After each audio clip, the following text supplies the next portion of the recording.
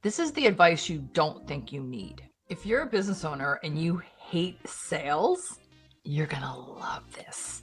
This conversation is with Karen Graves, who's one of my favorite people. And I've known Karen for about 20 years.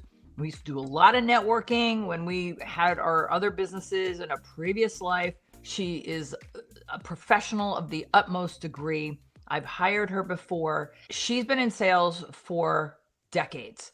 She got into the business of helping business owners overcome that icky sales, sleazy feeling about sales, because she knew when she got her training that that training wasn't her style. She wanted to have a space for other business owners who this might not be your forte. Might not be an integral part of your business that you feel is your strongest suit, but you also know that sales is the conversion mechanism to have your business earn money. We talked about the basics to get started if you decide you want to improve your sales and know that this is an important part of making money in your business, and not just marketing your business, not just branding your business, but also then closing deals. We talked about the ideal client and that being a part of the process. We talked about imposter syndrome because so many people are stuck in their head about sales being such a mystery, but it's not. It's literally conversation and communication with somebody else about something you do and a problem they may have, or something they want to accomplish and a solution you can help them with. So help me welcome Karen Graves and just enjoy two friends who haven't talked in a few years having a conversation about one of the most challenging aspects of running a business. I'm not even going to say anything more. That's it. All right, let's go. We got to get ourselves all pretty. We haven't seen each other and talked to each other in so long. So this is going to be a little extra long episode. This is long overdue, you and me talking about this. Not only you and me talking, but talking about this. And what is this? What is this? Sales. My favorite word. My favorite thing about business. Well, I actually can't. I don't know. Like marketing, branding, sales. I think they're a beautiful bunch. I love them all in different ways. And well, you have to love them in different ways because they are different types of activities with different types of results. We've been talking about doing this for 2 years, but then I took a hiatus on doing podcast interviews with experts and professionals on topics that business owners hate or love to hate, or haven't figured it out, or ignore or avoid, think that it's, going to just happen the way it's supposed to happen, sweep it under the rug. It doesn't matter. It's going to be fine. And I felt like we had to talk about this because you've been in sales for a few decades, I think. Yeah, a few decades. and in different, 5. What's 5? That's true. We're always selling, even if we're not in business. That's one thing that people don't understand. They don't realize that sales is an everyday situation, even if it's of a most benign, relevance kind of thing. But you have a corporate background, you also have independent background, and you have different size clients and customers that you've worked with. Can you just, before we get into the scripted questions, can you tell me, like, what's your favorite thing about sales, or how you decided when you left Pfizer, how did you, like, I'm going to keep doing this, but my way and on my terms. How did you figure out that this was the thing? You could have done anything related to business and helping businesses. What was about sales that made you really pumped up? Because I recognized how much I hated it. when I was actually doing it, I didn't like it. And also recognizing how necessary it was for the fuel of the business, right? And so, and I was like, I didn't like it, but I was really good at it. And so if I could get over not liking it and be good at it, then I knew I could help other people who are struggling with that. And when I left Pfizer, I didn't love sales during my time at Pfizer, but I had to get over it. And in getting over it, I really got good at it. But what I also found is that my way of getting good at it wasn't what Pfizer expected me to do. And that was really important. That was the big difference. tell me more about that. What do you mean? Like So they walk give me you, through that. they give you your script and they give you the talking points and you have to hold your binder and you have to show the doctors. It was Okay. very robotic, right? And you were like, I'm not doing it that way. I'm like, I'm just not, I'm not that girl. So I would come into offices and I was just more like, hey, doc, hey, what's going on? How's it going? Tell me about your patients today. What have you been seeing? And then just having natural conversations. And Mm.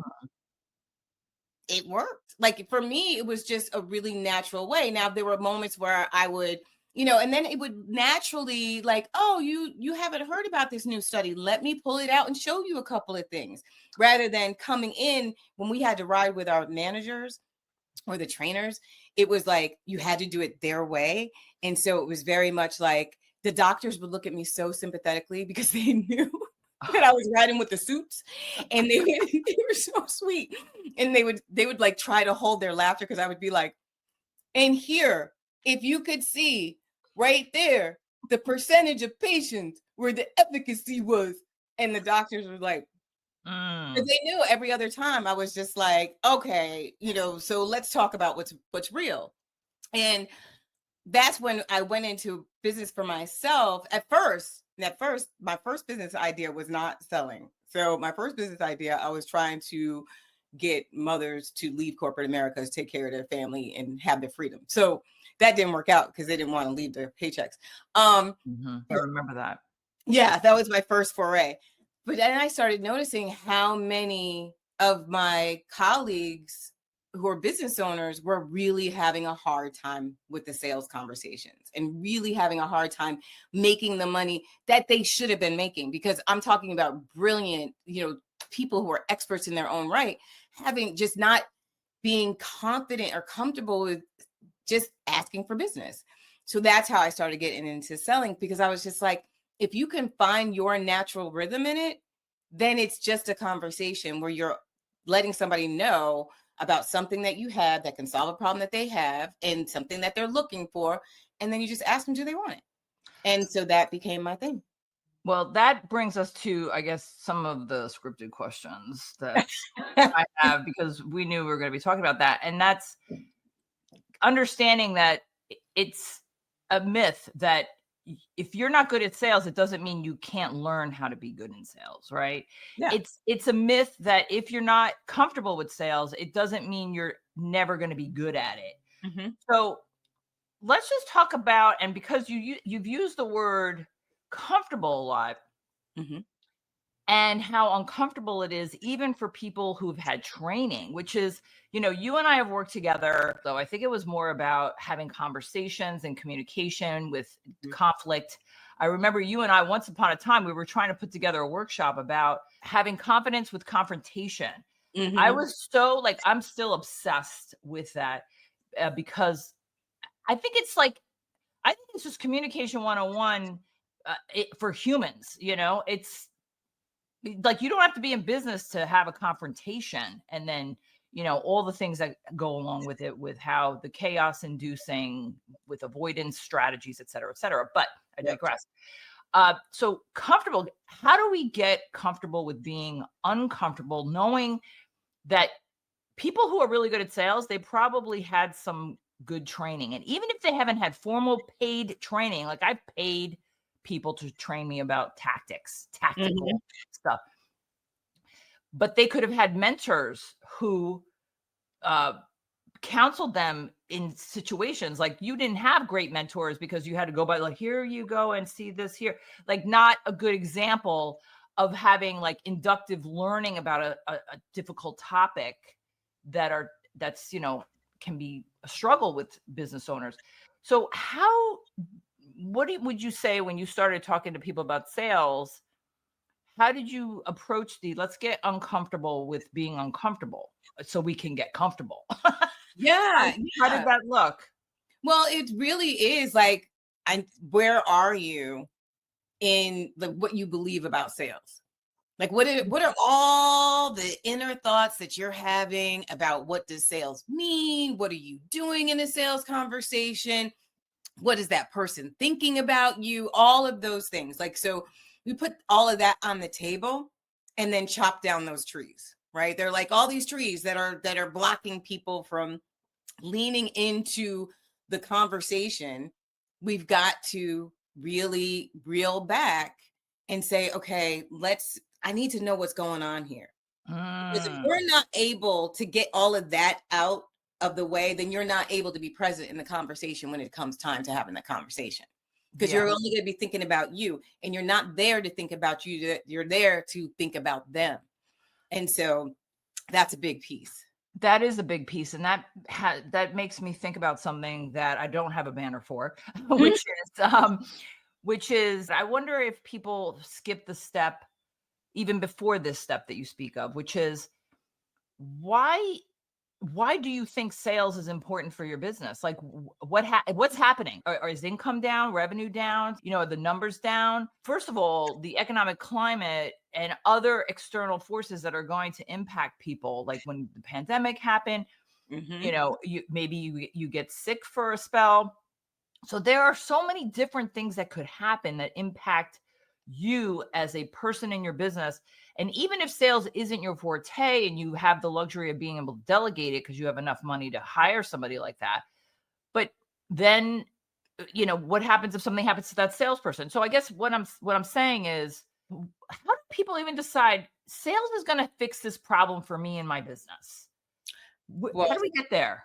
sadly, it is the shock of the money. Typically, it's like when the money is running out, or like you said, if they bring somebody in and that person's not making sales.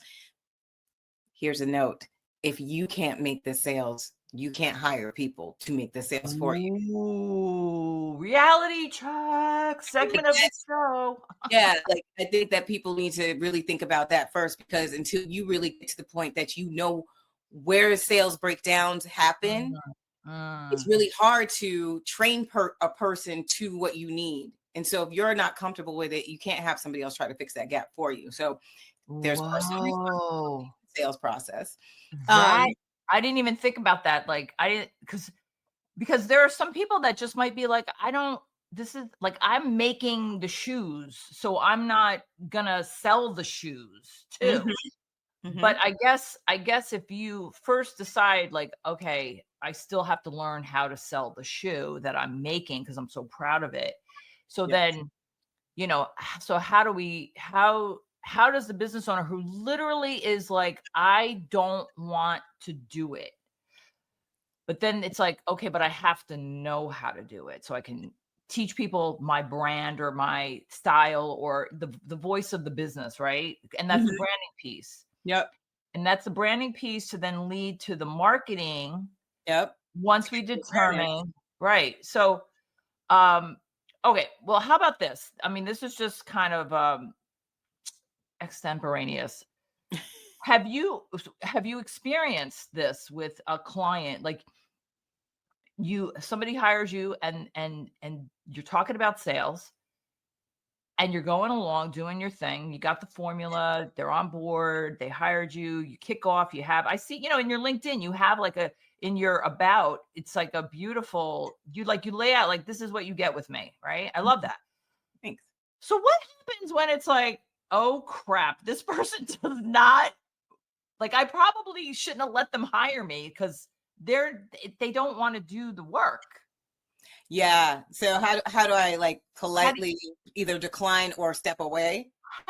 yeah, like I guess when that confrontation happens, that what do you do with somebody who's like, oh, I didn't, you were going to train me? No, I don't want to. No, Yeah. I want you to tell me how to hire someone so that they can do it. I had somebody like that. She wanted to bring on a sales team, and I was going to bring on the team for her. But she didn't want to be involved in any of the training process because she needed the training as well. And I was like, you need to be prepared, because if your sales team falters or there's people who aren't, like they don't show up, you've got to be the one who's going to sell. She didn't want to do it. So I fired her. Because your unwillingness, again, I'm a big personal responsibility, but your unwillingness to take control of your business means that your business is out of control. Oh, whoa. So And that means being able to understand the functioning of all facets of your business. It's always funny. It's like people will say, oh, I need somebody, like they know they suck at bookkeeping, right? They know they suck at it, but they'll do it poorly because they don't want anybody touching their money. And so good, you're learning. That's right. You're learning that you don't know what you should know. And so that's when you bring in an expert, but at least you did it long enough to get yourself into trouble so that you can bring in somebody to do it. Right. That's true, right? You know the pain points of the process. Exactly. Yes. And so that's where it's like the same thing in sales. Know the pain points of the process and believe that you can get better at it and that it's not a lost cause. Because like you said, it's really just communication. It's understanding how people think. It's understanding how you think. It's understanding what their needs are. And so that's the piece that I think so many people miss out. They misjudge about selling. They have these, and that's why I say you got to get all that stuff on the table. Tell me what you think about sales. I think it's you have to be salesy and to do. No, you don't. No, you don't. You don't have to be anything. You just have to show up. I just want to know. I just want everyone to know, for the 4 people that usually watch this, that we did not do a pre-game kind of sit down. This is just all leading so nicely because we both have been obsessed with things like this. This whole channel is mistakes business owners make. So, yep. And I retired from trying to scale a business or do all the things that I've already been through, and and all the failing forward and all the failing that happens, right? It's like, so the feeling pushy or the sales is sleazy kind of thing, that is a mindset. And so that goes back to the thing you said a little bit earlier, which is, let's get it on the table. What are you thinking about it? So then what? Like, okay, so this is not so bad. This is not a terrible thing. This is just a different way to approach someone who is thinking about hiring you or buying your product or hiring your service or whatever. How do people, tell me a success story of the transformation for somebody that was like, oh, I could have been doing this shit 10 years ago, or, oh my gosh. Walk me through that, because I really want to, let's turn this around, because we're going down they're not doing it right. Yeah. and anybody who is watching this, this is no judgment. This is common. I went through it myself. Like, here I am with sales training. At the time we had sales training, it was like the #1 sales training organization of all the of all companies. It wasn't even like we had the best learning development of all the companies in the world at that time. So I went through top notch, best of the best selling. When I went out to sell my own stuff, I was like, I don't want to do that. I don't like it. I was like, that's uncomfortable. It doesn't feel right.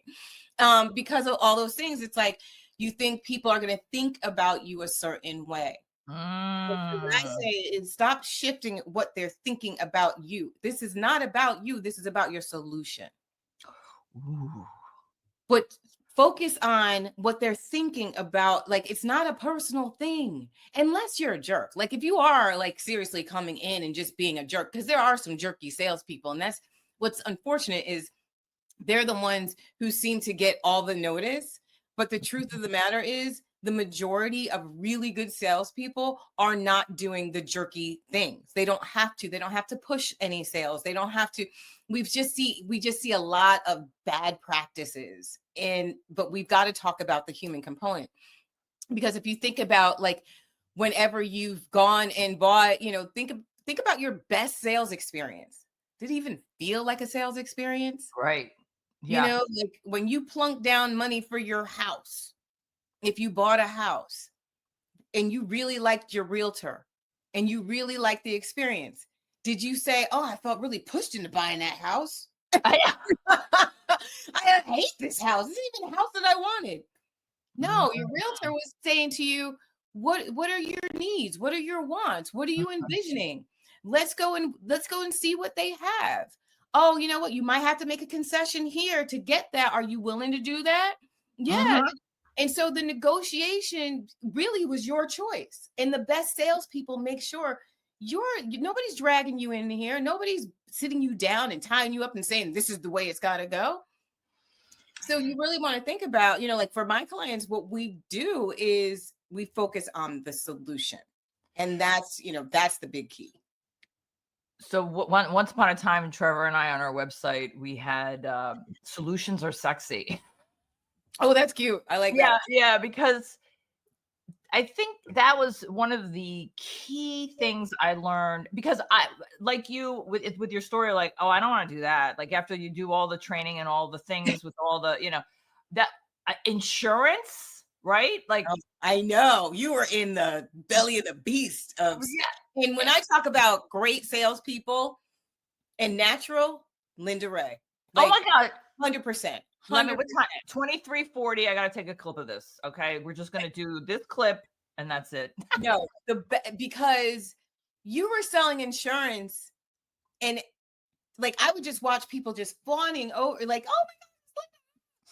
And I'm like, they're just buying it because of her.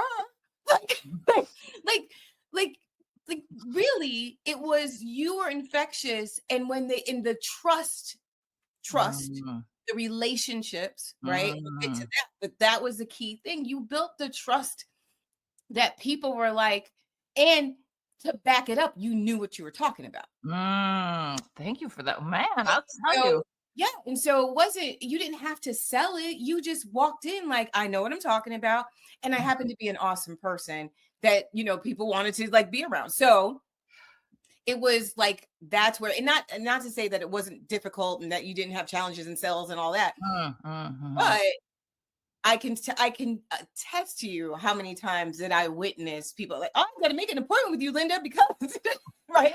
Well, And that's yeah. the natural, just being yourself, like just, but Well, you got to back it up. I think sometimes people don't have the backup. well, once again, I did not prompt you along or script this, but we're talking about what you're talking about is part of that mindset once again that we talked about earlier, like a half Mhm, an hour ago, mhm. and uh, owning the fact that see one of the things that my mindset early on is so I take all these insurance tests because you can't sell anything unless you have a license with the state, right? So I take all these tests, I study all these tests. I mean, because I had the PNC, I had the life and health, I had the financial planning, Oh. and I get all this licensing from the state, and I don't know anything because right, because it's all textbook stuff that has nothing to do with the actual human interaction of it, the actual product. Mhm. So one of the things was that number one, I'm going to tell you right now, if I don't know it, I don't know it. I mean, I will say there is one thing that still sticks out in my mind, how I did not know one of the coverages and I thought I did. So I was just like, oh, blah, and it wasn't, it was wrong. I didn't. And I remember that so vividly, viscerally in my body. So from that point on, and thankfully that was early on in my career. So I always said, I really don't know. Like I don't handle Mhm. the other Mhm. thing with insurance, it's just a myriad of like lines of business, types of lines, the coverages, so many Right. coverages, so many different types of businesses that require literal underwriting of it's like a diagnosis. Like your business is a restaurant versus, a yoga studio. Okay. Mhm. So you have to so I didn't know they don't really train you that to take the test. So my point is like if you don't know, this is the lesson of learning that it'll just keep coming back if you don't embrace it. Number Oh, I one. had that lesson too. Yep. Right? Yep. Okay. And It's so embarrassing. It's like, that's not accurate. And you're like, I'm supposed to be the one who knows this stuff. exactly, exactly. So but I think when we but I think if you're supposed to be the expert or the professional because you're selling it and they're giving you money, that there is this doubt of I really don't know what I'm talking about and they're going to find out. So Mhm. that's why I have the imposter syndrome, which Yep. I think I spelled imposter wrong because I think it's an O. No, You you spell haven't. it out. No, you're right. It is okay. Um, So I think for me to, when in talking about this for other people who are just like, I really need to embrace this as an opportunity, not as a challenge. Mhm. Uh, and also to piggyback on the not knowing, just disclose you don't know and you'll find out. I'll get back to Mhm. you. I'll get back to you. But Yeah. right, but the other thing is knowing that not everybody is going to buy from you. So that's the juiciest part that I learned Yeah. is you get to interview the prospect just as much as they're interviewing you. Amen. That Amen. was Yep. Yep. You are that not, and I think so many people put themselves in this like subservient role to the person that they're selling to. Like I did that when I first started in sales with Pfizer. The doctors, I had them up on this pedestal, like, oh my gosh, they're how can I compete? They went to school forever. They, like they went through all these hours of practice. And how can I tell a doctor about this little drug? Like, what are you talking about? And I'll never forget that one of my mentors in the field, so it wasn't the suits, but the mentors in the field, those are the people that I watched, the ones who are successful.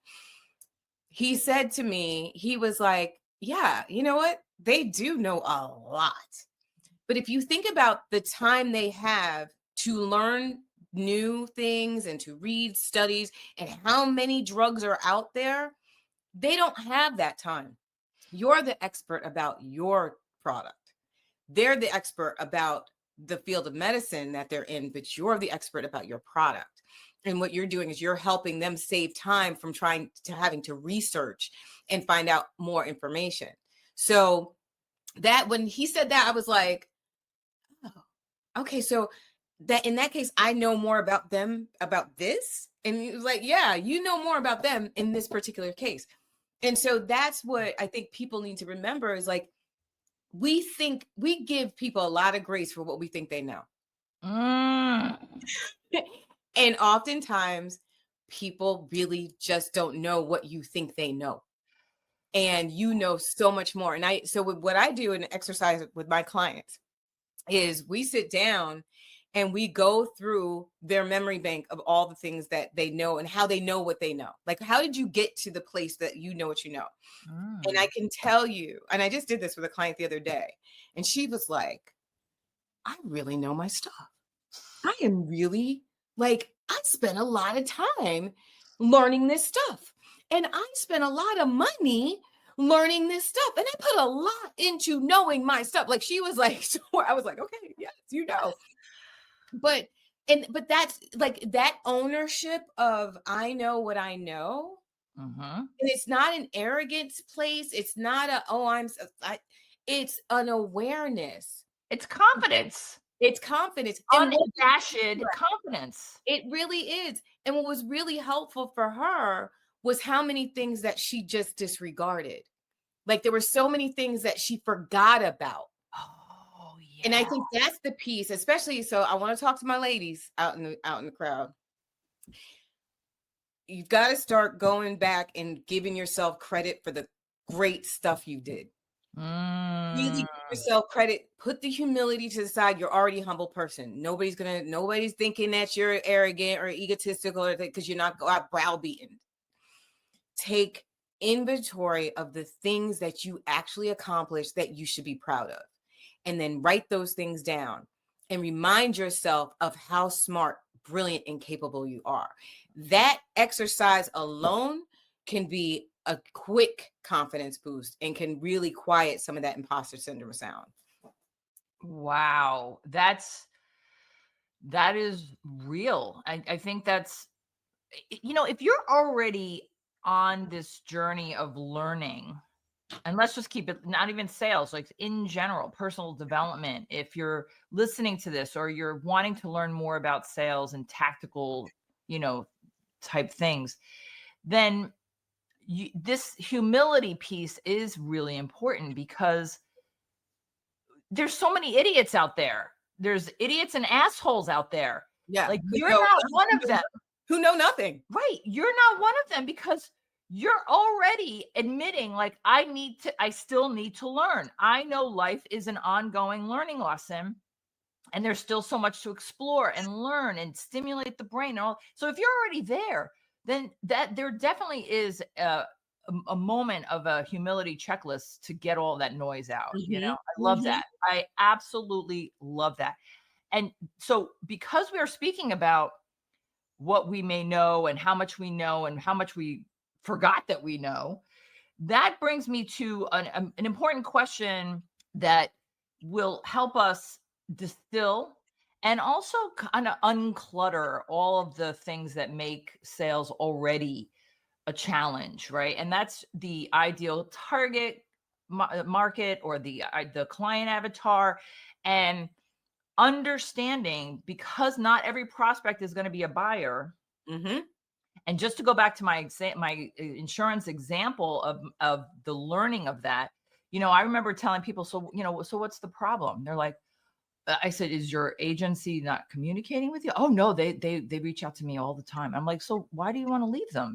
And they're Yeah, like, some of them they would tell me, but there were some that observed, like, why are you not wanting to sell me on this? I want you to take over my insurance. I'm like, I don't know if have a problem. Like, right, right. you don't have a problem. Why are you going to unroot all this, unearth all this? This is not an easy thing. This isn't like buying a new pair of shoes and putting the other ones in the shelf in the closet. This is a pain in the ass. Yeah. Why are you going to go through that? And then what happens if I make the same mistake of Of whatever? reaching out to you, you don't like it. Right. And that's the other thing too. It's like, have you communicated to them about this thing you're dissatisfied? No. I'm like, why? Just call them. Tell them. Right. You've been with them for 15 years. Why am I gonna that? No, no. So target market, right? Right. Oh, it's a huge piece. Like right after the mindset, that's the next piece. Like Okay. with my client, like that's because when you're thinking about your ideal client market and target and wherever you're putting your knowledge, it should make sense. It should make sense that you're showing up in a space that and you're talking about the things you're talking about so that people are looking at you like, oh yeah, I totally understand you. And you're not like showing up and they're like, sounds like you're speaking a whole different language that I'm expecting. Like, what's going on? So that first and foremost, because it sets your path as to where you spend your time and who you spend your time talking to. But the other piece of it is when you are in a sales and when you're in a sales situation, you are in a relationship. And once that person says yes, you are now like together. You are coupled. And you really want to think about it. And I use this analogy all the time. Do you want to be in a relationship with a partner who you have to drag around? Do you want to be in a relationship with a partner who's always constantly bitching and moaning? Do you want to be in a relationship with a partner who's demanding and trying to take up all your time and your energy? Like, would you ever choose that for yourself if you were looking for a love relationship? No. So why would you choose that for yourself when you're looking for a relationship where you're trying to have a long-term relationship with somebody that's mutually beneficial? It should be evenly yoked. So you want to choose people and businesses and whomever you do business with that are going to be enjoyable. Like why put that on yourself? And so another exercise I give to my clients is come up with your red flags, your green flags, and your yellow flags, your signs of what makes an ideal client for you. And Mm. so, what are the red flags? Like the things that you are not willing to tolerate, the things that you like if somebody talks rudely or if they're too abrupt, you don't have to deal with that. You always have a choice. And so I'm always like everything in your business, especially around your sales is who you're letting into your home. You Mm. at it like when that relationship is culminate, it's like I'm allowing you into my home. So if you look at it from that place, do you want that person in your house? And how would you ferret them out? Like what signs would let you know that they deserve to come in or not? Because I'm not going to let you come in and you're going to be a freeloader and you're not going to clean up or you're going to trash my space, right? Or you're going to be disrespectful. So you can't come in. And no money is worth that. There is some money that is too expensive to take. I stole that from my mentor. I love that line. Say Some it money again. Some money is too expensive to take.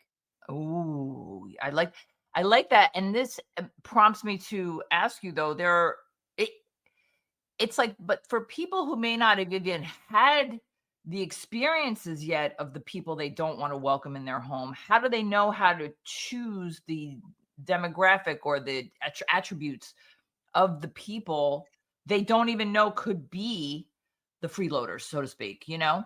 I Yeah. mean, the tire kick so, you know, the plate lickers and tire kickers, what we used to say when networking and, you know, in sales, like, they're gonna do all the things of your prospecting tools or your prospecting strategies, and they're never gonna buy from you. Yes. And so but if you if you maybe if you haven't been in your business long enough, I'm not really sure how would people do that if they don't really have a sales experience in the first place? They're just on this journey and this is a new thing you're having them do. How do they Yeah. figure it out? Well, sometimes you are like, it does take a little bit to fine tune that, but you can start with some basics. So, one of the things that we talk about is communication. And I had a client I was just working with this past week, and she's doing tremendous. Like, she's closing six-figure deals, but she still gets caught up in some of these things where she had this woman who told her, I really want to work with you. Like, my business, we need you. We want you to come in. And so she's like, great. She sets up a meeting. She goes to the meeting and the woman is late, but has her team members sitting there waiting for the meeting. But the team members don't even know what the nature of the meeting is. So they're just like, she told us to come here. And so we're sitting. And so now she's like, okay, I don't understand what's happening here. So she handles that meeting, and the owner that she's talking to is supposed to follow up. Owner doesn't follow up. So she sees the person, she sees the woman out, and she's like, oh my gosh, I know that I'm supposed to follow up. Now, what she doesn't know, what the owner didn't know, is that one of her associates at the table when they were waiting, told my client, I don't know if we'll be, if we're going to be around. And because she's always all over the place. Like, we never know what we're doing. So in that, there were clear signs of how would it be to work with this person if this person's not prioritizing the meeting, if this person has people who are not speaking favorably, if this person who's not following up. And then after she saw her, she said, I'm going to follow up with you on a certain day. She didn't follow up again. How many signs do you need that this is not the right match? Interesting. And so it's really looking at like behavior. This is where human behavior starts to come into play. And so you may not know your ideal client. You're going to have to kiss frogs. Just 3% of the population's ready to buy. Okay, so that means 97%, and it's like the next 7% are they're in the active looking stages, but they just haven't nailed it down. That means that 90% are just not. They're not even. They're inching towards buying. So that means you're gonna kiss a lot of frogs who are gonna either say no or. But every time you do, you take into account, okay, what would I like the relationship to look like? What would I like this conversation to look like? Have your ideal. You can have an ideal. I would like them to be on time to meetings. I would like them to follow up when they say they're going to follow up. I would like them to respond to my emails. I would like them to, if I text them, I don't get ghosted. Like, those little things are really great signs, because how you do anything is how you do everything. And if that's their way of communicating badly in the beginning, they're always going to be bad communicators. And if you have to train somebody to be a good communicator for you to do business with them, then you're doing an extra job that you should not be doing. No, that's called babysitting. Yeah, nobody wants that. We did that when we were 15 years old and made $1 an hour. Exactly. And know that you're going to have some bad clients. They're going to train you well. Yes, that's right. It's okay. It's okay to have some bad matches, because then you realize, oh, I'll never do that again. That's right. That's the whole failing forward concept, or, learning from the mistakes, embracing them to move on. One of the other questions that I have too is along these lines, and this is where I really kind of enjoyed the prospecting part of the business, talking about strategic alliances. Mm. because for me, this was a way to kind of give myself a little bit of a break because I was talking to other business owners who were running a business and trying to acquire clients as well. Mhm. And we had mutual types of clients. So that's the nurturing a relationship with another business owner to hopefully have a match with similar clients. You have a similar mindset, you have a similar goals, you have a similar, way of bringing in new clients. But let's not make any mistakes that the sales process, it may be different, but it doesn't mean it's less. Oh no, it's still a significant part of the sales process. I think, and one point that I didn't mention in that whole ideal client is because it blends right into this. It's it's a part of your research and knowing who would make a good match and why it's beneficial for them. And that's what, like, when you're thinking about your ideal clients, you're thinking about, like, why is what you offer really beneficial for them specifically? Like, why do Mhm. they want it? Right? When you get that down, then it's easier to sell to them, right? Because you can now have those conversations. And how you get really good at that is by having conversations and getting that market research, right? Mm. Same thing with a strategic alliance. It's got to make sense to you and it's got to make sense to them. There is that win-win. And the same thing, you want to be picky and choosy about who that is, because you want to make sure that when you're doing the same back to them, that they are capable and they look good and they are going to treat your clients with dignity and respect. And so when it comes into those strategic alliance relationships, it is having those conversations. I bring it back to dating for a reason and relationships for a reason. It is kind of like dating. You really are asking questions. So when somebody comes into your business, like, what is it like to work with you? Um, Mm. if you were going to sit down, like, and somebody was looking for something that I offer, what would you tell them about me? Why would you recommend me? What would you say are some of the best qualities that I have? What would I tell people about you as far as what you think your best qualities are? Because this is what I think, and you start finding out, like, and what are some of the things that you really don't like about, in certain clients? Like, what are some of the things I need to watch out for? Who would be a great referral for you? Who would not be a great referral for you? Here's a great referral for me. Now, that's the piece. If you can't have that conversation so it's crystal clear, it's really hard. You're putting a lot of onus on your strategic alliance partners to give the right message, right? If they're going to make up whatever they think. Oh, you'll love her. She's great. Oh my God, she's so much fun. That doesn't tell me how she solves problems. Mhm. Yeah. Right, right. Right. Like she might be the biggest ball of fun, but I need to know that at the end of the day, when I spend my money, I'm going to get what I need, like, so it's knowing and being specific and clear about what it is you do and why this person would say, hey, let's partner up. Like, Yeah. why, you know? I think it's a missed opportunity, and I only say that because remembering with people that I used to work with, and they would, see me going and having meetings with people that were never gonna be a direct client Mm-hmm. per se, Mm-hmm. because I mean, there were so many different professionals that could refer business to us, and then I remember one day they were like, "Oh," because, we got 10 referrals that month that were from different people that we had relationships with, Yeah. that I was in their Rolodex because I'm that old to use that reference, but Me too, girl, me too. But yeah, I mean, people, poo-poo the idea of like having coffee dates or, having quick chats and getting to know people. When it makes sense to get to know somebody, by all means, get to know people. Yeah. There's never, and here's the thing, if you are spending, and I'm not calling anybody out because I don't like, I just know, I'm just saying this from a point of reference of working with a lot of people and understanding that this is a place where people get caught up. They spend a lot of time in preparation mode, like getting ready for the big dance. So you might be, fiddling with the website or, you know, buzzing up your branding and, trying to make it look proper. In that time that you're spending there, if you've been spending hours there, take an hour and have a conversation with somebody new. Just take some time out of your week to connect to real humans. Real humans will give you all the information that you need to inform your business, to move your business forward. That's right. I have one last question because I know we've been chatting for longer than usual, and I really appreciate your time so much.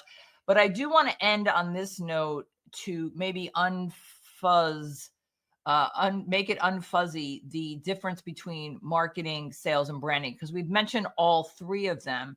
Mm-hmm. And I think as just a fundamental and as a way to end on a positive note, how do the three interact, but also how do the three get confused for people who are not, where sales isn't the strong suit, but they love marketing, or they got their brand down, but they're not marketing, and sales is kind of out there. Like, how do we make a cohesive trifecta of it, if you will? Yeah. So I like to start with the end in mind and reverse engineer, and that's the sale, right? And so if you want the money in the bank account, then you have to be able to have the conversation with the person. The only way to get the person to have the conversation with you, that's the sale. The only way to get the person to have the conversation with you is for them to know that you and your service or product exist. So they have to hear or they have to see, and that's the messaging, right? That's the marketing. That's the promotion piece. But what they see is, visually should match everything. That's the branding. So everything should be cohesive. So when you're sitting there and you're having that sales conversation, that person should know, hey, I'm trying to sell you a purple bat. They shouldn't be coming in like thinking, I thought I was here to buy a blue banana. Like it should. So they all work together. The appearance is the branding, what you're saying to get them interested and get them to the door is the marketing, and the sale closes the door and lets them in the house, right? They're in the house. Well, I think this is also a potential overlooked opportunity, because the branding and the marketing will lead to a more cohesive sales strategy, so to speak. So what I'm trying to say is they all inform each other, and that makes it symbiote. Right. Exactly. And it makes it so much more fluid, if you will, for you to be on this journey without feeling like forced to have to learn this stuff. Well, and I'll tell you, I have done high ticket sales, right? Where I'm selling like 10,000, 20,000, 30, 60,000, $100,000 stuff for coaches and consultants, right? For coaches mainly. And I can't tell you how frustrating it was from a sales perspective to have conversations with people who would literally get on the phone and be like, I don't even know why I'm having this conversation. I must have clicked on something. What do you mean you don't know why? How did you end up here? Like, how do you not know? And so when I would give that feedback, from a sales perspective, and if there's anybody who's into sales and they're already doing sales and you know what it's like to have like a bunch of bad leads, that's because there is a miscommunication between the marketing and the sales. Yes. And so as a salesperson, I would be having these frustrating conversations of trying to close these sales with people who are like not good matches, not good fits, trying to provide that feedback to inform the marketing. And I'd have a lot of business owners who are like, oh, that's not as important. And I'm like, literally, your sales conversation is the ears of your business. What you're hearing in that is informing your marketing. That's letting you know what's on point. That's letting you know what's off. Like, so those conversations are gold, but you have to have them in order to have better marketing. I love Karen Gray. Gospel speaks the truth. I'm selling shit. Oh my gosh, this is I why love you back, Trevor. Oh my gosh. Understand how like sales is the conversion piece, you know? Yeah. And if you like money, or if you need money to pay bills, like I don't know anyone who doesn't have bills. So I knew when we were going to do this, because it was a matter of when, not if. I knew when we were doing this that I was going to be like, wish I had done this sooner, because this could have been our second or third conversation. I invited Karen Graves 2 fucking years ago. Is it something I said? Well, no, See, even sales, even with talking about sales, how can people find you? What's the best way for them to know how easy to learn all about your goodness and greatness? Where can you send them? I would send them to my LinkedIn. I am Yes. Karen Graves on LinkedIn. I'm very active there. You will find I try to drop as many pearls of wisdom as I can there. And so I'm very active there. And I also, if you need to, if you're like, oh my gosh, I really want to speak further, then you can send an email to Karen@KarenGravesCoaching.com. I'd be happy to have a conversation with you to see if there's something that we can help you with. But in the meantime, if you're still like feeling like, I don't know, I want to see what else she knows, go ahead and check me out on LinkedIn. Yep. And I am like, I'm anti-push. I'm anti-sales. And so you can always have a conversation with me, and you do not have, because I will let you know if I truly think that you need help or not. I will let you know if what I have is for you or not. I will send you in the direction of somebody else if it isn't, so don't ever think like, oh, having a conversation is going to be, like she's going to try to, no, because that's not my It's stuff. research. It's absolute research for your own Yeah. betterment, for your own improvement. Right. Yeah. So I'm going to have all of that down in the description and in the show notes on the podcast platform. And I also have a newsletter, so they can authentic selling. Jump on that. I love your articles. Number one, it's almost like, it's indigestible, intel. It's fun to read because you relate it to real life. And say that again. You made it sound like it's indigestible. No, I said it's digestible. No, you said it's indigestible detail. I'm the producer. Oh, trust me. Okay. I know. Okay. Okay, let's get it right. It's digestible detail, which is true alliteration, by the way. I know. I love alliteration. You're going to make this editing much harder because you're not editing this shit out. So your newsletters are very digestible. And the details are very digestible because you make them relatable. I love that. And thank you so much for being here. And thank you so much for your time. No, thank you. Thank you. Thank you. I so appreciate the invitation.